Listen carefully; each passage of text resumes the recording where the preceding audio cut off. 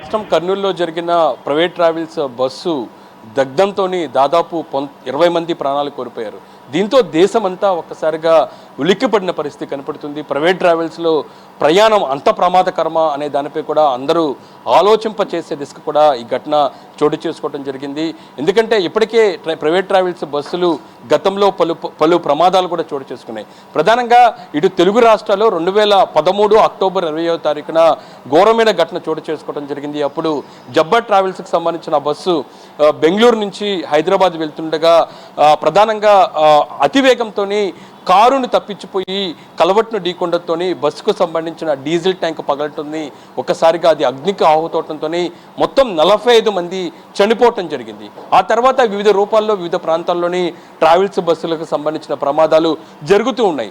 దాదాపు 8 సంవత్సరాలు 9 సంవత్సరాల తర్వాత, ఎందుకంటే పాలెంకి సంబంధించిన ఘటన తర్వాత చాలా గ్యాప్ తర్వాత నిన్న జరిగిన కర్నూలులో చోటు చేసుకున్న ఘటన చాలా తీవ్రమైన ఘటన అని చెప్పుకోవచ్చు. మొత్తం 20 మంది కూడా ప్రాణాలు కోల్పోయారు. అయితే దీంతో ట్రావెల్స్ బస్సుకు సంబంధించి కూడా ప్రమాదాలు జరిగినప్పుడు ప్రభుత్వాలు హడావుడి చేయడం కూడా కామన్గా మారింది. రవాణా శాఖ అధికారులు కూడా తనిఖీలు చేయడం కామన్గా మారింది. నిన్న ప్రమాదం జరిగిన తర్వాత తెలుగు రాష్ట్రాలే కాకుండా బెంగళూరు లాంటి ప్రాంతంలో పలు బస్సులను కూడా రెవెన్యూ శాఖ అధికారులు తనిఖీలు చేశారు, సీజ్ చేశారు. వీటిలో చాలా వరకు బస్సులకు అనుమతులు లేవంతూ కూడా తేల్చిన పరిస్థితి కనబడుతుంది. ఎందుకంటే నిన్న జరిగిన వి ట్రావెల్స్ ఏదైతుందో కావేరీ ట్రావెల్స్కి సంబంధించిన బస్సు కూడా ఈ బస్సుకు సంబంధించి గతంలోని సిట్టింగ్కి సంబంధించి అనుమతి తీసుకున్నారు. ఆ తర్వాత స్లీపింగ్కి సంబంధించి కూడా మార్చారు. దీనికి సంబంధించి ఎక్కడా అనుమతి లేదు అనే దానిపై కూడా ప్రమాదం జరిగిన తర్వాత బయటపడింది. ఇంకా దాంతోపాటు అతివేగం ద్వారా తెలంగాణలో గతంలో 16కు సంబంధించిన చనాలాలు కూడా రేజ్ అనే పరిస్థితి ఉన్న నేపథ్యంలో ఈ బస్సుకు సంబంధించిన డ్రైవర్లు ఎంతవరకు స్పీడ్తో వెళ్తున్నారో మనకి స్పష్టంగా తెలుస్తుంది. అయితే నిన్న ఘటన సంబంధించి కూడా మీకు ఒకసారి వివరించే ప్రయత్నం చేస్తాను. ఎందుకంటే ఘటన 3 గంటలు ఏదైతే నిన్న గురువారం పూట తెల్లవారుజామున శుక్రవారం పూట తెల్లవారుజామున 3 గంటల సమయంలోని ఈ ప్రమాదం కర్నూలు శివారులో చోటు చేసుకోవటం జరిగింది. అయితే గురువారం రాత్రి 10:30 మూసాపేట నుంచి ఈ బస్సు ప్రయాణికులతోనే బెంగళూరు బయలుదేరటం జరిగింది. ఆ తర్వాత కర్నూలు శివార ప్రాంతంలోకి రాగానే ఈ ప్రమాదం చోటు చేసుకోవడం జరిగింది. అయితే ప్రధానంగా ప్రమాదం జరిగినప్పుడు బైక్ను ఢీకొట్టడంతో బైకును దాదాపు 300 మీటర్ల వరకు వెళ్ళటం, ఆ తర్వాత బస్సుకు సంబంధించిన ముందు భాగం కిందకి వెళ్ళటం ఒక్కసారిగా ప్రమాదం జరిగింది అనేది మాత్రం స్పష్టంగా తెలిసింది. ఆ తర్వాత చూసినట్టయితే ఇందుకు సంబంధించిన ప్రమాదంపై మరో క్లారిటీని పోలీసులు ఇవ్వడం జరిగింది.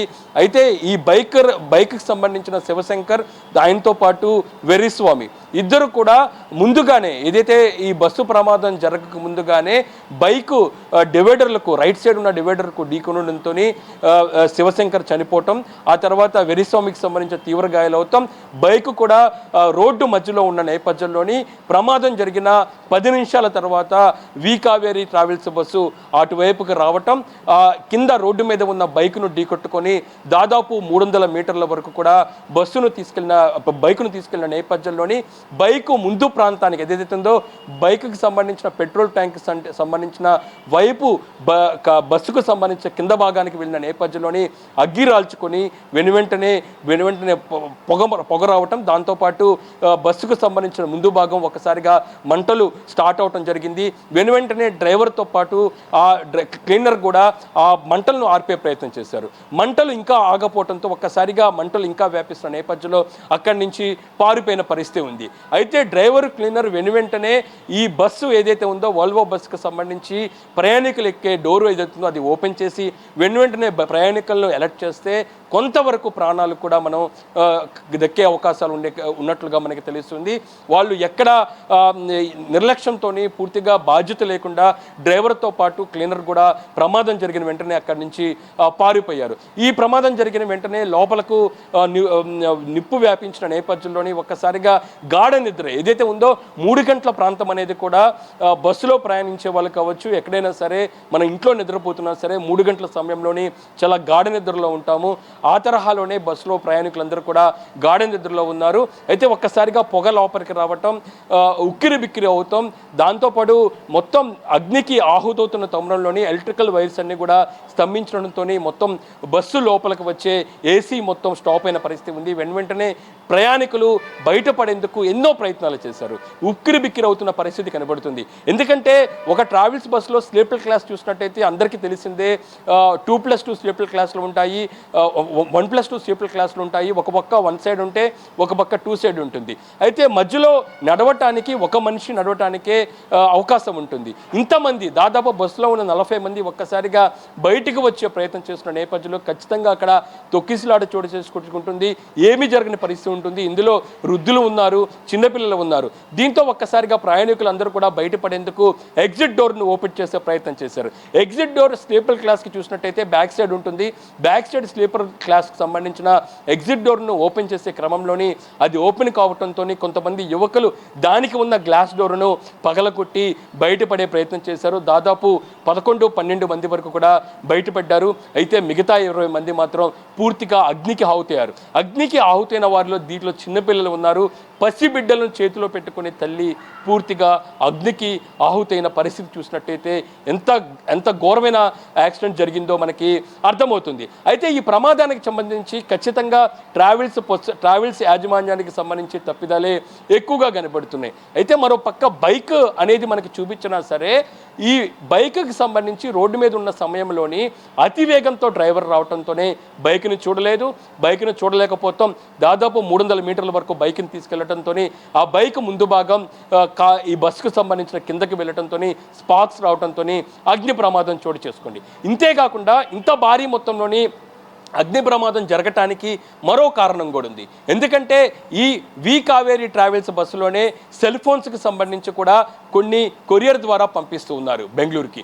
అయితే ఇది భారీ మొత్తంలోనే ఈ కొరియర్ చేస్తున్న పరిస్థితి కనబడుతుంది. ఎందుకంటే నిన్నటి నిండా మనం అగ్ని ప్రమాదం చోటు చేసుకున్న తర్వాత లోపల ఉన్న విజువల్స్, ఫొటోస్ చూసినట్టయితే హోమ్ మినిస్టర్తో పాటు డీజీపీ కూడా ఆ ప్రదేశాన్ని సందర్శించే క్రమంలోని ఎల్లో కలర్ బాక్స్లో ఉన్న కొన్ని ప్యాకింగ్ బాక్సులు కింద ప్రాంతాల్లోని మంటలకు ఆహుతైన పరిస్థితి మనకు కనబడుతుంది. అవన్నీ కూడా సెల్ ఫోన్స్కి సంబంధించిన బ్యాటరీలు ఉన్న నేపథ్యంలోని దాదాపు ఈ బ్యాటరీలు వేడితోనే మరింతగా ఫైర్ పెరిగింది అనే దానిపై కూడా పోలీసులు చెప్తున్నారు. దీని ప్రభావం వల్ల 15 నిమిషాల పాటు బస్సు అగ్నికి ఆహుతైంది. మరింత మంది చనిపోవటానికి, దాదాపు మాంసం ముద్దలా మారటానికి కారణమైంది అనే దానిపై కూడా ఫోరెన్సిక్ అధికారులు చెప్తున్న పరిస్థితి చూసినట్టయితే ఖచ్చితంగా ఒక ప్రయాణికులను, ప్యాసింజర్లను ప్రయాణం కోసం ఉపయోగించే బస్సులోని ఇంత భారీ మొత్తంలోని ఎలక్ట్రానిక్ వస్తువులు ఏ విధంగా సరఫరా చేస్తున్నారు, దాంతోపాటు దీనికి సంబంధించిన కొరియర్లు ఏ విధంగా చేస్తున్నారు దానిపై కూడా పలు ప్రశ్నలు సంధిస్తూ ఉన్నాయి. ఎందుకంటే ఇప్పటికే కొన్ని ట్రావెల్స్ బస్సులు కొరియర్ ద్వారా ట్రావెల్స్ చేయాలంటే ఖచ్చితంగా కార్గో ఉపయోగించాల్సి ఉంటుంది. కార్గోకి సపరేటింగ్గా దానికి సంబంధించిన పర్మిషన్స్ ఉంటాయి. అయితే పూర్తిగా నిబంధనలు ఉల్లంఘిస్తూ చాలామంది ట్రావెల్స్ యాజమాన్యాలు అడ్డదిడ్డంగా కొన్ని కొరియర్కి సంబంధించి కూడా వాళ్ళు రవాణా చేస్తూ ఉన్నారు. దీని ద్వారా ఎలక్ట్రానిక్ వస్తువులు కొరియర్ చేయడం ద్వారా ఈ భారీ మొత్తంలోని ప్రమాదం మరింతగా పెరిగింది అనే దానిపై కూడా అధికారులు చెప్తున్న పరిస్థితి మనకి స్పష్టంగా కనబడుతుంది. ఇదిలా ఉంటే ఇదే బస్సుకు సంబంధించి లోపల స్లీపర్ క్లాస్ కోసం ఎక్కడా పర్మిషన్ లేదు. అది పూర్తిగా సిట్టింగ్ కోసమే పర్మిషన్ తీసుకున్నారు. స్లీపర్ క్లాస్ కోసం ఏ విధంగా పర్మిషన్ లేకుండా ఏ విధంగా ఉపయోగించి ఈ విధంగా గత కొన్ని సంవత్సరాల నుంచి కూడా దీన్ని ఉపయోగిస్తున్నారు దానిపై కూడా ప్రశ్నలు వస్తూ ఉన్న పరిస్థితి కనబడుతుంది. ఖచ్చితంగా ఇది ప్రైవేట్ ట్రావెల్స్ బస్సు యాజమాన్యాలకు సంబంధించిన నిర్లక్ష్యమే కాకుండా మరోపక్క రవాణా శాఖకు సంబంధించి కూడా నిర్లక్ష్యం చాలా ఎక్కువగా కనబడుతుంది. ఎందుకంటే రవాణా శాఖ అధికారులు ఎప్పుడుకు తూతూ మంత్రంగానే తనిఖీలు చేస్తున్నారు. ఎందుకంటే గతంలో పలు ట్రావెల్స్ బస్సులకు సంబంధించిన ప్రమాదాలు ఆంధ్రప్రదేశ్లో కావచ్చు, తెలంగాణలో కావచ్చు, ఎక్కడైనా జరిగినా సరే ఆ వారం రోజులు, నెల రోజుల పాటు దానికి సంబంధించిన తనిఖీలు కొనసాగిస్తారు తప్పితే తర్వాత ఎక్కడా పట్టించుకోరు. ఎందుకంటే మనము ఆర్టీసీ లాంటి బస్సులు చూసినట్టయితే ఈ ప్రైవేట్ ట్రావెల్స్ బస్సులు డబుల్ రేట్లోని టికెట్లు అమ్మకాలు జరుపుతారు. ప్రధానంగా చూస్తుంటే సెలవుల టైంలో ఇది సంఖ్య 2 రెట్లు 3 రెట్లు కూడా పెరిగే అవకాశాలు కనపడుతున్నాయి. ఈ నేపథ్యంలో అధిక రేట్లో ప్రజల నుంచి కూడా డబ్బులు వసూలు చేస్తున్న ట్రావెల్స్ యాజమాన్యాలు యాజమాన్యంపై కొరడా చూపించేందుకు రవాణా శాఖ ఎందుకు జంకుతుంది అనే దానిపై కూడా ఇప్పుడు ప్రశ్నలు వస్తున్న పరిస్థితి మనకి స్పష్టంగా కనబడుతుంది. ఎందుకంటే రవాణా అధికారులు ప్రస్తుతం చూసినట్టయితే నిన్నటి నుంచి చూసినట్టయితే వరుసగా తనిఖీలు కొనసాగిస్తున్నారు. ఎందుకంటే బెంగళూరు లాంటి ప్రాంతంలో మనకున్న సమాచారం ప్రకారం 20 నుంచి 30 వరకు ట్రావెల్స్ బస్సులు సీజ్ చేశారంటే ఎంతవరకు నిబంధనల ఉల్లంఘనగా ట్రావెల్స్ యాజమాన్యం బస్సులు నడుపుతున్నాయి మనకు అర్థమవుతుంది. ఇదే క్రమంలో చాలా సీరియస్గా రవాణా శాఖ అధికారులు దీని మీద దృష్టి పెడితే ఖచ్చితంగా రాబోయే రోజుల్లో ప్రమాదాలు దక్కే అవకాశాలు ఉంటాయి. ఎందుకంటే ఎప్పుడు మనం కూడా ప్రయాణం చేస్తుంటామో ఆర్టీసీ బస్సులో ప్రయాణం చేసే సమయంలోని కొంతవరకు ఆర్టీసీ డ్రైవర్లు స్పీడ్ను తగ్గించుకొని నడుపుతారు, కొంత జాగ్రత్తలు తీసుకుంటారు. ప్యాసింజర్స్కి ఎటువంటి ఇబ్బందులు లేకుండా వాళ్ళు పూర్తి స్థాయిలో వాళ్ళకి ట్రైనింగ్ ఉంటుంది. అయితే వోల్వో లాంటి ట్రావెల్స్ బస్సులు నడిపే డ్రైవర్లకు ఎంతవరకు ట్రైనింగ్ ఇస్తారు? వాళ్ళకి ట్రైనింగ్ ఎలాగా ఉంటుంది? వాళ్ళకి అడ్డగోలుగా బస్సులు నడుపుతున్నారు, ప్రజల మీదకు పోనిస్తారు, వెహికల్స్ మీద పోనిస్తారు. ఎందుకంటే నేను పాలనకు సంబంధించిన ప్రమాదమే మనకి హెచ్చరిక ఒక ఎగ్జాంపుల్గా మనకు కనబడుతుంది. 2013 అక్టోబర్ 30వ తారీఖు జబ్బార్ ట్రావెల్స్కి సంబంధించిన వోల్వో బస్సు హైదరాబాద్, ఇది బెంగళూరు నుంచి హైదరాబాద్ వస్తున్న క్రమంలోని ఆ బస్సుకు సంబంధించి కూడా ఓవర్ స్పీడ్గా వస్తున్న నేపథ్యంలో ఒక కారును పక్కకు వెళ్ళబోయి దాన్ని క్రాస్ చేయబోయి నేరుగా ఉన్న అక్కడ డివైడర్ను ఢీకొనడంతో దానికి డీజిల్ ట్యాంక్ పూర్తిగా బయటికి వచ్చి అక్కడ అగ్నికి ఆగితే దాదాపు 45 మంది చనిపోయారంటే ఎంత స్పీడ్తోని ఈ ప్రైవేట్ ట్రావెల్స్కి సంబంధించిన డ్రైవర్లు బస్సులు నడుపుతున్నారో మనకు అర్థమవుతుంది. ఖచ్చితంగా దీని మీద కొరడా చూపించాలి అనే దానిపై కూడా పలువురు పూర్తి స్థాయిలోనే దీనికి సంబంధించిన ఆందోళన కొనసాగుతుంది. ఎందుకంటే పాలెం ఘటనకు సంబంధించి ఇప్పటికే ఒక జేఏసీ ఏర్పడింది, వాళ్ళు ఆందోళన కొనసాగిస్తున్నారు. ప్రధానంగా 45 మంది ప్రాణాలు కోల్పోయిన private travels bus Jabbar travels బస్సుకు సంబంధించి కూడా ఒక జేఏసీ ఏర్పడింది. బాధితుల కోసం వాళ్ళు ఇంకా పోరాటం చేసినా సరే ఇలాంటి ఘటనలు ఏదైతే నిన్న కర్నూలు లాంటి జరిగిన బస్సు ప్రమాద ఘటనలు ఇంకా కొనసాగుతున్నాయంటే పరిస్థితి ఎంత ఘోరంగా ఉందో మనకు అర్థమవుతుంది. ఖచ్చితంగా ప్రైవేట్ ట్రావెల్స్ మీద కొరడా చూపించాల్సిందే అనే దానిపై కూడా ప్రతి ఒక్కరు కోరుకుంటున్నారు. ప్రభుత్వాలు ఖచ్చితంగా నామమాత్రపు చెక్కింగ్ కాకుండా సీరియస్ చెక్కింగ్ చేయాలి. రవాణా శాఖ ఖచ్చితంగా ప్రైవేట్ ట్రావెల్స్కి సంబంధించిన అనుమతులు ఎంతవరకు ఉన్నాయి, దాంతోపాటు డ్రైవర్స్కి సంబంధించిన అనుభవం చాలా ఇంపార్టెంట్. ఎందుకంటే ఇందులోని డ్రైవర్సే కాకుండా క్లీనర్లు ఉంటారు. డ్రైవర్స్ అలసిపోతే క్లీనర్లు కూడా దీనికి సంబంధించి కూడా డ్రైవింగ్ చేస్తూ ఉంటారు. ఇది కూడా ప్రమాదాలు పొంచి ఉండే అవకాశాలు ఎక్కువగా కనబడుతున్నాయి. ఖచ్చితంగా ఇలాంటి వోల్వో లాంటి బస్సులు డ్రైవింగ్ చేసే డ్రైవర్స్ ఖచ్చితంగా అనుభవం అనేది చాలా ఇంపార్టెంట్. ఎందుకంటే మనం ప్రధానంగా చూసినట్టయితే ఆర్టీసీ డ్రైవర్లు చూసినట్టయితే ఖచ్చితంగా అనుభవం ఉంటుంది. వాళ్ళు ఒక బస్సు నడపాలంటే ఖచ్చితంగా 6 నెలల పాటు వాళ్ళకి ట్రైనింగ్ ఇస్తారు. దానికి సంబంధించి ఫిట్గా ఉంటేనే ఆ బస్సు ఎక్కిస్తారు. అదే క్రమంలోనే ఖచ్చితంగా ప్రైవేట్ ట్రావెల్స్లో కూడా ఇలాంటి రూల్స్ పాటించాల్సిందే అంటూ కూడా ప్రజలు విజ్ఞప్తి చేస్తున్నారు. దాని ద్వారా ప్రజలు ప్రాణాలు కాపాడే అవకాశం ఉన్నది కూడా విజ్ఞప్తి వ్యక్తమవుతున్న పరిస్థితి మనకు స్పష్టంగా కనబడుతుంది. ఖచ్చితంగా ప్రభుత్వాలు మాత్రం ప్రమాదాలు జరిగినప్పుడు ఎస్కేషియా ప్రకటించడం, దానికి సంబంధించిన కమిటీ వేయటం, దాంతోపాటు తనిఖీల వరకే పరిమితం అవ్వకుండా ఇది ఖచ్చితంగా పర్మనెంట్గా ఇందుకు సంబంధించిన సొల్యూషన్ వెతకాలి. ఖచ్చితంగా ప్రైవేట్ ట్రావెల్స్ మీద కొరడా చూపించాలి, టికెట్ల రేట్లు తగ్గించాలి. దాంతోపాటు లోపల ఫైర్ లాంటి యాక్సిడెంట్లు జరిగినప్పుడు చిన్నపాటి దానికి సంబంధించిన యంత్రాలు పెట్టాలి. ఫైర్ యాక్సిడెంట్ జరిగినప్పుడు అక్కడ సంబంధించిన యంత్రాలు ఏమీ లేవు. ఫైర్ ఎమర్జెన్సీకి సంబంధించిన డోర్లు ఓపెన్ కావు. ఎమర్జెన్సీకి సంబంధించిన డోర్ నుంచి వెంటనే ప్యాసింజర్స్ బయటికి వెళ్లేందుకు ప్రయత్నాలు చేసినారు, అవి ఎక్కడ ఓపెన్ గా పరిస్థితి ఉన్న నేపథ్యంలో నిన్న కర్నూలుకి సంబంధించిన ఘటన ప్రధానంగా చోటు చేసుకున్న పరిస్థితి కనబడుతుంది. ఇంకా దాంతోపాటు అడ్డగోలుగా రవాణా చేసేది ప్యాసింజర్సే కాకుండా ప్రధానంగా ప్యాకింగ్ పేరుతోని ఈ ఎలక్ట్రానిక్ లాంటి వస్తువులు కూడా ఇతర ప్రాంతాలకు ప్యాకింగ్ చేస్తూ దీనికి సంబంధించిన రవాణా కూడా కొనసాగిస్తున్నారు. ఇది కూడా ఖచ్చితంగా ఇందుకు సంబంధించిన పరిస్థితికి పూర్తిగా ఇబ్బంది పడేలా ఉన్నట్లుగా ప్రతి ఒక్కరు చెప్తున్న పరిస్థితి కనపడుతుంది. ఓవరాల్గా కర్నూలులో చోటు చేసుకున్న కావేరీ ట్రావెల్స్ బస్సు దేశవ్యాప్తంగా ఉలిక్కి పడేలా చేసింది. ట్రావెల్స్ బస్సు మీద ఖచ్చితంగా కొరడా చూపించాలి, ఏదైనా నామమాత్రపు తనిఖీలు కాకుండా సీరియస్ యాక్షన్ తీసుకోవాలి అనే దానిపై కూడా ప్రతి ఒక్కరూ కోరుకుంటున్న పరిస్థితి మనకు కనబడుతుంది.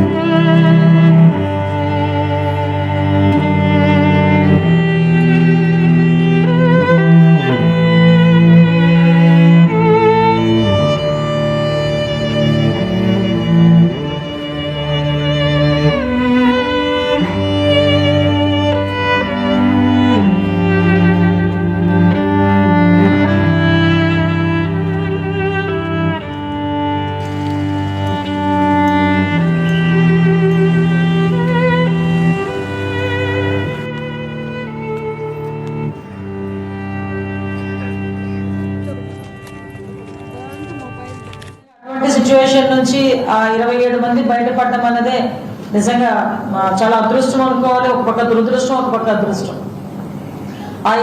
ఇమీడియట్ గా వాళ్ళ బాడీస్ ని కూడా మనం ఐడెంటిఫై చేయాలి. కాబట్టి మన ఫోరెన్సిక్ సంబంధించి సుమారుగా 16 టీంలు వేయడం జరిగిందండి. అందులో ఎస్పెషల్లీ 10 టీములు కేవలం DNA టెస్ట్ చేయడానికి 10 టీంలు ఏర్పాటు చేయడం జరిగింది. మిగతా 4 teams physical and blast analysis చేయడానికి 4 టీంలు ఏర్పాటు చేయడం జరిగింది. ఆ బ్లాస్ట్ ఎలా జరిగింది, దానికి కాజ్ ఏంటి, ఇవన్నీ కూడా వాళ్ళు తీసుకుంటారు. 2 టీమ్స్ ని కెమికల్ అనాలిసిస్ కి 2 టీమ్స్ ని ఏర్పాటు చేయడం జరిగింది. ఎందుకంటే ఇది ప్రాపర్ వేలో జరగాలి. ఎందుకంటే ఇది ఒక యాక్సిడెంట్.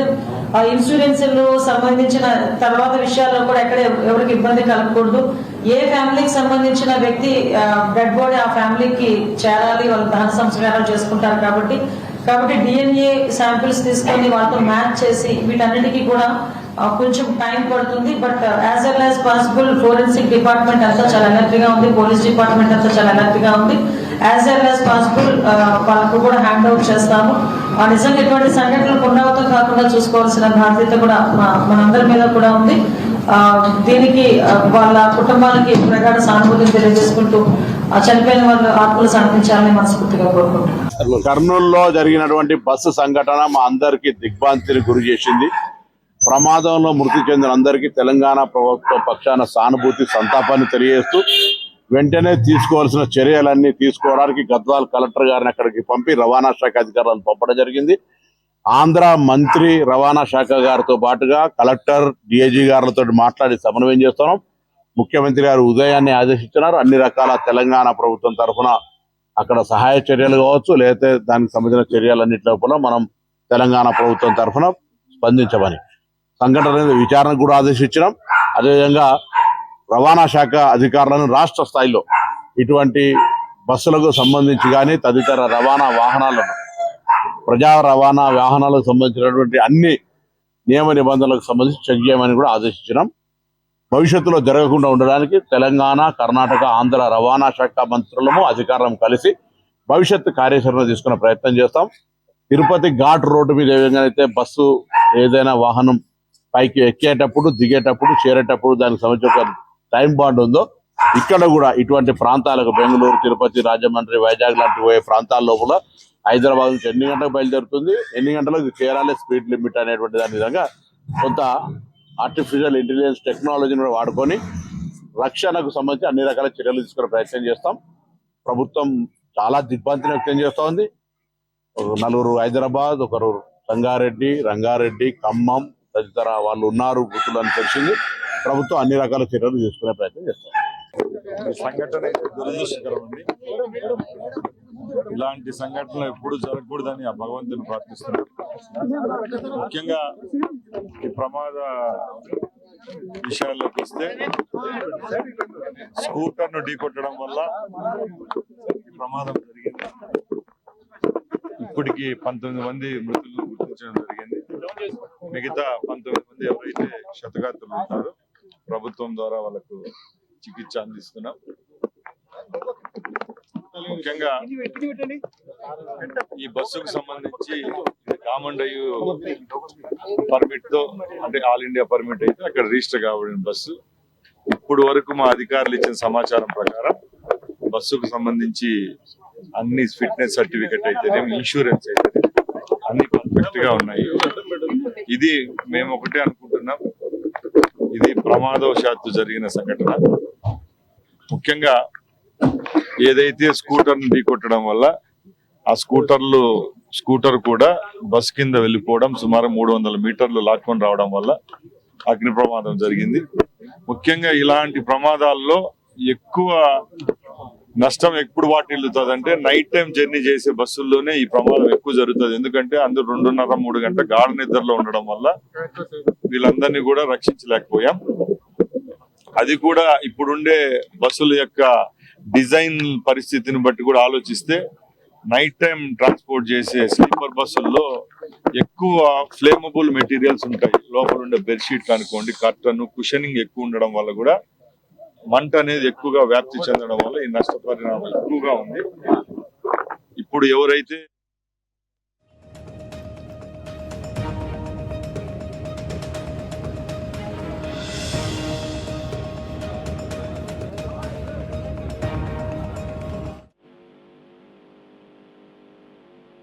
కర్నూలు బస్సు ప్రమాదం మిస్టరీ వీడింది.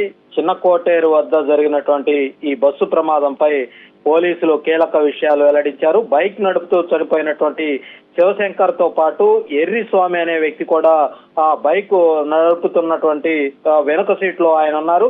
చిన్న టేకూరు సమీపంలో శివశంకర్ బైక్ నడుపుతూ స్కిడ్ అయి ఆ డివైడర్ ఢీకొని ఒక్కసారిగా బైక్ అక్కడ పడిపోయింది. అయితే శివశంకర్ కు తలకు బలమైనటువంటి గాయం కావటంతో అక్కడికక్కడే మృతి చెందాడు. అయితే ఎర్రిస్వామి మాత్రం గాయాలతోటి బయటపడటం జరిగింది. అదే సమయంలో బైక్ ను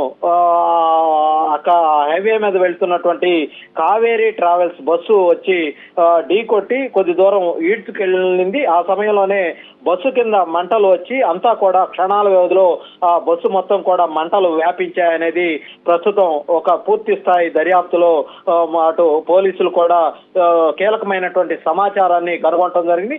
ప్రధానంగా బస్సు ఈ బైక్ ను ఢీ కొనలేదన్నటువంటి విషయం ప్రస్తుతం ఎర్రిస్వామి ఇచ్చినటువంటి కీలక సమాచారం ద్వారా చాలా స్పష్టంగా అర్థమైంది. ముందుగానే ఈ బైక్ ప్రమాదం జరిగింది. ఆ బైక్ ప్రమాదంలో శివశంకర్ అనే వ్యక్తి అక్కడికక్కడే ఆ బైక్ నడుపుతూ ఉన్నటువంటి వ్యక్తి అక్కడికక్కడే చనిపోయాడు. అదే సమయంలో ఎర్రిస్వామి ఆ బైక్ ను పక్కకు లాగే ప్రయత్నం చేస్తున్నటువంటి క్రమంలో ఒక హైవే మీద వెళ్తున్నటువంటి ఈ కావేరీ ట్రావెల్స్ బస్సు ఢీకొన్నదనే విషయం స్పష్టంగా పోలీసుల సమాచారంలో తేలింది. ఎర్రిస్వామి శివశంకర్ కలిసి ఈ లక్ష్మీపురం నుంచి ఆ రోజు శుక్రవారం తెల్లవారుజామున 2 గంటలకు బయలుదేరటం జరిగింది. ఎర్రిస్వామిని వదలటానికి శివశంకర్ తుగ్గలకి బయలుదేరారు. దారిలో కియా షోరూమ్ దగ్గర హెచ్పి పెట్రోల్ బంకులో తెల్లవారుజామున 2:24 $300 పెట్రోల్ కూడా పోయించుకోవటం జరిగింది. పెట్రోల్ పోయించుకున్న అనంతరం ఇద్దరు కూడా బైక్ మీద బయలుదేరారు. ఆ కొద్దిసేపటికే చిన్నటేకూరు సమీపంలో శివశంకర్ బైక్ నడుపుతూ స్కిడ్ అయిపోయి డివైడర్ ను ఢీకొనటం జరిగింది. శివశంకర్ ఆ స్పాట్ లోనే అక్కడికక్కడ మృతి చెందారు. ఎర్రిస్వామి మాత్రం గాయాలతోటి బయటపడటం జరిగింది. ప్రమాద స్థలం దగ్గర రోడ్డు మధ్యలో నుండి శివశంకర్ ను బయటకు లాగి ఆయన బ్రతికున్నాడా లేదని చూసే ప్రయత్నం చేశాడు ఎర్రిస్వామి. అయితే ఆ శ్వాస ఆడకపోవటంతో అతను చనిపోయాడని ఎర్రిస్వామి నిర్ధారించుకోవటం జరిగింది. రోడ్డుపై పడి ఉన్నటువంటి బైక్ ను తీసుకొద్దామనే సమయంలో ఒక్కసారిగా కావేరీ ట్రావెల్స్ బస్సు దూసుకొని రావటం, ఆ బైక్ ను బస్సు ఢీకొని కొద్ది దూరం ఈడ్చుకొని వెళ్ళటం, బస్సు కింద మంటలు ఒక్కసారిగా రావటంతో ఎర్రిస్వామి భయపడి అక్కడ నుండి తన సొంత ఊరికి తుగ్గలకి వెళ్ళిపోయాడు. ఉలిందకొండ పిఎస్ లో ఇప్పటికే కేసు కూడా నమోదు చేశారు. ఈ ఘటన మీద దర్యాప్తు చేస్తున్నట్లు కూడా ఎస్పీ విక్రాంత్ పాటిల్ చాలా స్పష్టంగా చెప్పినటువంటి పరిస్థితి ఉంది. మరోవైపు ఈ జర్నీకి సంబంధించి ఒక్కసారిగా ఈ ఘటన దేశం మొత్తాన్ని కూడా ఉలిక్కిపడేలా చేసింది. అసలు ప్రయాణికుల భద్రత అనేది ప్రస్తుతం ప్రశ్నార్థకంగా మారినటువంటి పరిస్థితి ఏర్పడింది. ప్రమాదాలు జరిగినప్పుడు రవాణా శాఖ హడావుడి చేయటం తప్పించి ఆ తర్వాత పెద్దగా రవాణా శాఖ అధికారులు పట్టించుకుంటున్నటువంటి దాఖలాలేవు. ఇటు తెలుగు రాష్ట్రాలకు సంబంధించి అటు తెలంగాణలో కావచ్చు, ఇటు ఆంధ్రప్రదేశ్ లో కావచ్చు, రవాణా శాఖ మొత్తం అవినీతిలో కూరుకుపోయిందన్నటువంటి ఆరోపణలు వినిపిస్తా ఉన్నాయి. కనీసం ఫిట్నెస్ పరీక్షలు కూడా సక్రమంగా చేయట్లేదు. డబ్బులకు కక్కుర్తి పడి కనీసం ఆ బస్సులకు ఫిట్నెస్ సక్రమంగా ఉందా లేదా అనేది కూడా కనీసం గ్రహించే పరిస్థితుల్లో రవాణా శాఖ యంత్రాంగం కళ్ళు మూసుకొని నిద్రావస్థలో ఉన్నటువంటి పరిస్థితి ఈ తెలుగు రాష్ట్రాల్లో కనిపిస్తా ఉంది. అటు ప్రభుత్వం కూడా కనీసం రవాణా శాఖకు సంబంధించి అసలు అధికారులు ఏ విధంగా వాళ్ళ యొక్క విధి నిర్వహణ సక్రమంగా ఉందా లేదా అనేది కూడా కనీసం పట్టించుకుంటున్నటువంటి దాఖలాలు కూడా ఈ రాష్ట్ర ప్రభుత్వానికి లేకుండా పోయాయి. ఒకవైపు మనం చూసుకున్నట్లయితే ఈ ప్రైవేటు ట్రావెల్స్ బస్సులే కాదు, మరోవైపు ఈ స్కూల్ పిల్లలను రవాణా చేస్తున్నటువంటి బస్సుల ఫిట్నెస్ కూడా సక్రమంగా లేదనేది ఆరోపణలు పెద్ద ఎత్తున వినిపిస్తా ఉన్నాయి. ఎందుకంటే గతంలో జరిగినటువంటి అనేక ఘటనల్లో చాలా మంది పిల్లలు ప్రాణాలు కోల్పోయినటువంటి పరిస్థితి ఉంది. బంగారు భవిష్యత్తు ఉన్నటువంటి పిల్లలు కూడా ప్రాణాలు కోల్పోవాల్సినటువంటి పరిస్థితులు దాపురిస్తా ఉన్నాయి. ఇవాళ రాష్ట్ర ప్రభుత్వం కూడా ఈ వ్యవహారాన్ని సీరియస్ గా తీసుకోవాలి. ఇదేదో ఘటన జరిగినప్పుడు అప్పటికప్పుడు రవాణా శాఖ అధికారులు హడావుడి చేయటం, ఆ బస్సుల్లో తెల్లవారుజామున 5 గంటలప్పుడు ప్రయాణించే డ్రైవర్లను కిందకు దింపించి వాళ్ళకి నీళ్లు ఇచ్చి కళ్ళు గడిగించటం, ఇట్లాంటి వీడియోలకు ఫోటోలకు పోజులు ఇచ్చే ప్రయత్నాలు కాకుండా రవాణా శాఖ నిబద్ధతతోటి వాళ్ళ యొక్క విధి నిర్వహణ చేయాల్సినటువంటి అవసరం ఉంది. తప్పనిసరిగా ఎవరైతే డ్రంక్ అండ్ డ్రైవ్ టెస్టులు కూడా సక్రమంగా నిర్వహించాలి. దాంతో పాటు ఆ వాహనాల ఫిట్నెస్ ఏ విధంగా ఉంది, వాటికి సంబంధించినటువంటి ఇన్సూరెన్స్ ఉందా లేదా, ఇవన్నీ కూడా రవాణా శాఖ అధికారులు తప్పనిసరిగా ఈ తనిఖీలు చేసి ప్రజలకు అవేర్నెస్ కలిగించాలి. ఎందుకంటే ప్రమాదం జరిగినప్పుడు ఏ విధంగా అలర్ట్ గా ఉండాలి. ఈ ఆర్టీసీ బస్సులు కావచ్చు, ప్రైవేట్ బస్సులు కావచ్చు, ముందుగానే దూరపు జర్నీలు చేసే బస్సులే ఇలాంటి ప్రమాదాలకు ఎక్కువగా గురవుతా ఉన్నాయి. కాబట్టి ఆ దూర ప్రాంతాలకు వెళ్లే బస్సులు ఆ ప్రయాణం ప్రారంభం కాకముందే అటు డ్రైవర్లకి మరోవైపు ప్రయాణికులకు కూడా కొన్ని ఇన్స్ట్రక్షన్స్ ఈ ప్రయాణ భద్రత మీద ఇవ్వాల్సినటువంటి అవసరం ఉంది. అవసరమైతే రవాణా శాఖ కొన్ని వీడియోలను కూడా రూపొందించి ఎవరైనా బస్సు ప్రయాణం చేస్తున్న వాళ్ళు ఏ విధంగా ఆ యొక్క బస్సులో ఎలాంటి ప్రమాదం జరిగినా వాళ్ళు అప్రమత్తమై వాళ్ళ యొక్క ప్రాణాలు కాపాడుకునేందుకు ఏ విధంగా ప్రయత్నం చేయాలి, ఇవన్నీ కూడా వీడియో రూపంలో ప్రయాణికులకు ముందుగానే ప్రదర్శించడం. ఎందుకంటే ఇవాళ ఓల్వో బస్సులు కావచ్చు, ఈ ప్రైవేటు ట్రావెల్స్ బస్సులు కావచ్చు, ప్రతి బస్సులో కూడా ఒక టీవీ లాంటి దాన్ని ఏర్పాటు చేస్తా ఉన్నారు. వాటిని వినోదమైనటువంటి సినిమాల ప్రదర్శనకు వినియోగించడం మంచిదే, కానీ ఎందుకంటే ఆ సినిమా ప్రదర్శనకు ముందు ఈ యొక్క భద్రతకు సంబంధించినటువంటి వీడియోలు ప్రదర్శిస్తే ఆ ప్రయాణికులకు కొంచెం అవేర్నెస్ చేసిన వాళ్ళు అవుతారు. తద్వారా ఇలాంటి ప్రమాదాలు జరిగినప్పుడు వాళ్ళు సురక్షితంగా ఆ వాహనాల నుంచి బయటపడేందుకు కూడా అవకాశం అయితే ఉంటుంది. ఆ విధంగా రవాణా శాఖ కూడా తక్షణం ఈ ప్రయాణికుల భద్రత మీద దృష్టి సారించాల్సినటువంటి అవసరం ఉందని నిపుణులు కూడా చెప్తా ఉన్నారు. ఇవాళ కర్నూలు లాంటి ఘటనలు గతంలో కూడా చోటు చేసుకున్నాయి. అప్పుడు కూడా ఈ రవాణా శాఖ అధికారులు ఏదో కంటి తుడుపు చర్యలు చేపట్టి అప్పటికప్పుడు ఆ 4 రోజులు బస్సులు తనిఖీలు చేస్తారు. ఇవాళ రాష్ట్రంలో, తెలుగు రాష్ట్రాల్లో బస్సులు అవి ట్రావెల్స్ బస్సులా లేదంటే గూడ్స్ సర్వీస్ బస్సులా కూడా అర్థం కానటువంటి పరిస్థితి అయితే నెలకొంది. అనేక బస్సుల్లో ఆ గూడ్స్ పెద్ద ఎత్తున సామాగ్రిని రవాణా చేస్తా ఉన్నారు. అసలు ఆ సామాగ్రిలో ఈ ఫైర్ సంబంధించినటువంటి సామాన్లు కూడా కొన్ని ఉండవచ్చు. ఎందుకంటే ఇలాంటి ఘటన జరిగినప్పుడు వెంటనే మంటలు అంటుకునేందుకు వస్తువులు కనుక ఉన్నట్లయితే ఇంకా మరింత మంటలకు ఆజ్యం పోసే అవకాశం ఉంటుంది.